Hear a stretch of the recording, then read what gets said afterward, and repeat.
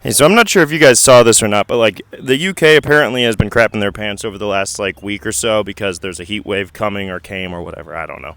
But basically, like people were making fun of them because this heat wave is they put the temperature in Celsius in the article. So of course people converted it to freedom units and it's like 79 degrees. So everybody was like, really UK, 79 degrees, we're crapping our pants over a 79 degree heat wave. But what people don't understand is that like the average high in July in the United Kingdom, in like London, right, which is in the southern part of the UK, 75 degrees.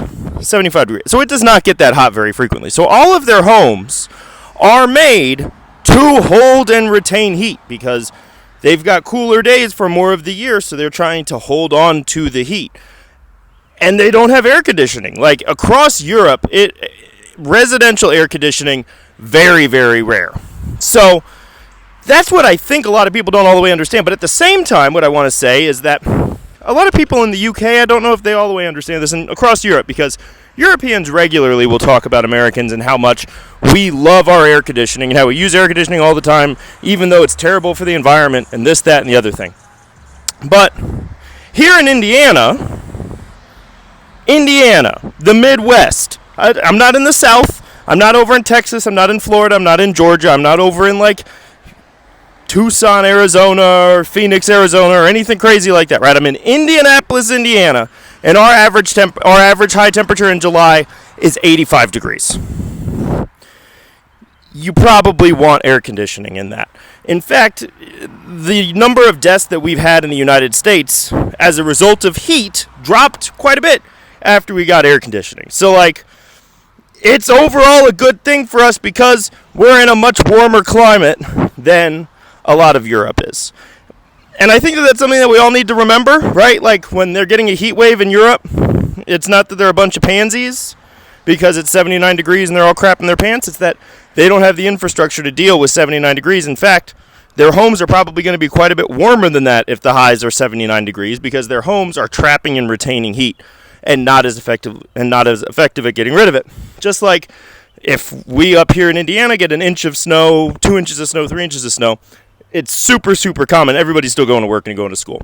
If they get a dusting in Florida that doesn't even stick, they're closing down the city because they don't have the salt trucks, they don't have the snow plows. Most people's cars have rear-wheel drive. They don't know how to drive in the snow. They just don't have the experience and the infrastructure to be able to deal with that. Same thing in Texas. When they get freezing temperatures, they have giant power outages. We don't have the same thing here. With the same temperatures and stuff like that those types of things happen in Texas. And it's just because we don't have that same infrastructure built up. Now, with that said, places should probably start looking at building up some of that infrastructure because with climate change, we are screwing some shit up and we are going to have to build around the world that we've started to mess up. Now, there are ways with air conditioning to be able to do it more effectively than we generally do it here in the United States. Window units are generally going to be the worst. Mini splits are absolutely fantastic. I wish that mini split systems were way more common. They're less expensive to install if you don't already have like a central air system or something like that because you don't have to install ductwork. But they're also like more efficient, more effective. And we need to like continue to improve our electrical grid, use more renewables, stuff like that. And nuclear. We should look into nuclear a little bit more than we do right now. And I think that would overall help quite a bit. And then more people could get AC and it wouldn't have nearly the negative impact. The other side of doing like a mini split is that like not only are you getting the AC benefit, but you just run that AC in reverse and all of a sudden, boom, heat pump, more effective than if you're using a furnace or anything like that. So like we can do it efficiently. We can make it work. We have resources. We have the technology. Just need to do it, but also we need to be understanding of people that just live in different areas, and because of that, their infrastructure is a little bit different. There's a fly on my ear because I'm out here in the yard, and it's in the evening. But look, new puppy, Nala, hi, girlie. Isn't she so cute? We're trying to stay relatively cool because it's hot as shit here. Like 90s, not UK hot. Bye.